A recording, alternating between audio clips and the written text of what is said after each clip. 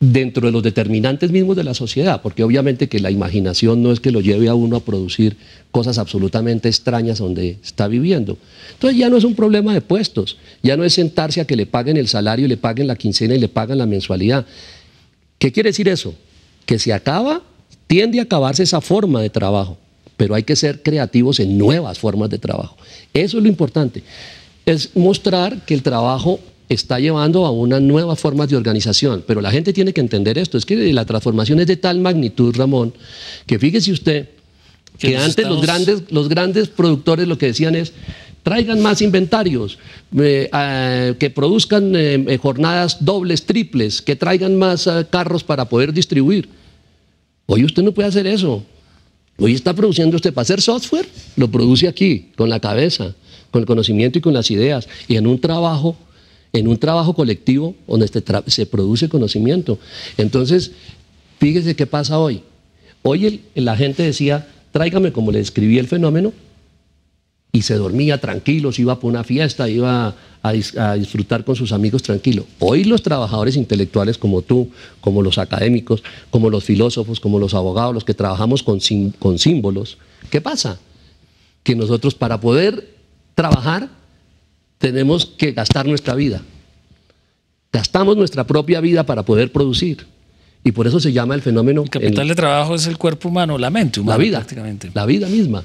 Por eso se llama hoy en día biopoder. Es biopoder. Pero eso es muy teórico. En lo concreto es que las empresas hoy dicen, ¿cuál es el discurso? Si Colombia quiere salir de la situación en que está, tiene que crecer. Para crecer tiene que producir más. Para producir más tiene que ser mucho más productivo, mucho más eficiente, mucho más eficaz. ¿Cómo se es más productivo, más eficiente, más eficaz? Pues teniendo mejor tecnología para producir y haciendo reingeniería de procesos. Teniendo tecnología para producir. Y educando mejor a la gente que va a utilizar. Claro. Pero, bueno, esa variante entra, con esa nueva tecnología. Entra la nueva tecnología, entra la reingeniería de procesos. ¿Qué pasa? Pues salen los puestos de trabajo. Salen puestos de trabajo. Y cuando hay que hacer trabajos repetitivos, se ponen los robots. Y los robots que no se cansan, que no les da gripa, que no tienen que estar pensando en pagar la luz, los impuestos, los servicios y conseguir para la gasolina, los tipos trabajan tranquilos. ¿Y la redistribución del ingreso cómo se hace?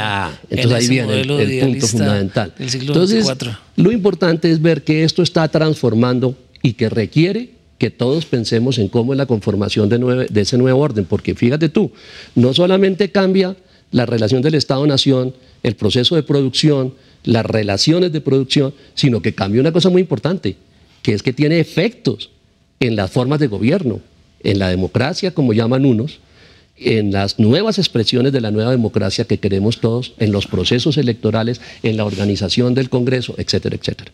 Entonces, ¿nosotros qué dijimos? Digamos que este es el marco del consultor, es el marco mío como coordinador académico que me aproximo, pero esto no es que yo sean ideas mías, esto es una escuela de mucha gente importante, esto no es improvisado. En esto está Habermas, en esto está, por ejemplo, está también David Held del London School of Economics, está Ulrich Beck, el decano de la Universidad de Múnich, Tony Negri. En esto está Tony Negri y Michael Hart, que son profesores, un gran constitucionalista, y el otro es profesor de la Universidad de Duke. ¿Algunos de ellos se consiguen en español? Todos se consiguen en español. El otro está Stiglitz, en otra perspectiva, sí. Pero está Stiglitz, está Paolo Virno. Hay unos 30 teóricos de primer orden en el mundo que están planteando todo este debate, que lo están tratando de que la gente entienda dónde está, sino que en nuestro país tristemente vivimos siempre a la penúltima moda. Bueno, lo que pasa es que la mayoría del país no tiene las herramientas para entender con la dinámica que hay ese proceso de transformación que usted nos está contando y explicando. La gente, un cortero de caña o un obrero todavía no entiende por qué su salario no le alcanza para sobrevivir, a pesar de que hoy trabaja su mujer y sus hijos y entre todos debieran tener un mejor ingreso. Esa perspectiva es difícil de entender, ese desarrollo del mundo desigual del primer mundo frente a países como el nuestro es difícil de entender para el ciudadano común y corriente. Sí, sí, y más en Colombia, porque el colombiano tiende a ser autista. Los colombianos creemos que todo pasa aquí entre las fronteras. Creemos que toda la problemática aquí es que discutir permanentemente que la FARC, que los helenos, que el problema de la corrupción, que el problema de que si un parlamentario... La reelección, todos esos problemas son los que aboca a todo el mundo con pasión. Y no, por alguna razón, yo creo que es un problema de la educación. No llevan a que la gente pueda ver y mirar esto, pero es más que la educación también esto, Ramón. Que es ahí sí, aterrizando en el libro, es esto. Nosotros creemos que hay que tener una visión que desborde los límites de las fronteras del Estado-Nación. O sea, que los académicos, que los estudiantes, que los profesionales, que los que tienen esa posibilidad de tener acceso a esa información, que cada día son más colombianos, entiendan que no se puede mirar todo dentro del Estado-Nación, sino que hay que mirar hacia afuera, hay que mirar el planeta en su totalidad.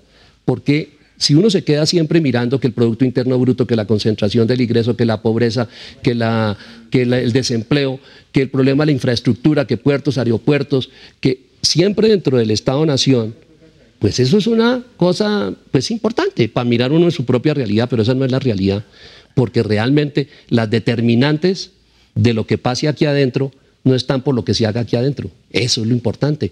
Están más afuera que adentro. Es más importante lo que ocurre en la OMC, en UNCITRAL, en Naciones Unidas, en los organismos multilaterales, que lo que se puede hacer aquí en procesos de ley en el Congreso de la República. ¿Por qué? Porque el efecto es inmediato y afecta toda la estructura económica de todos los colombianos, los determina. Le voy a poner ejemplos.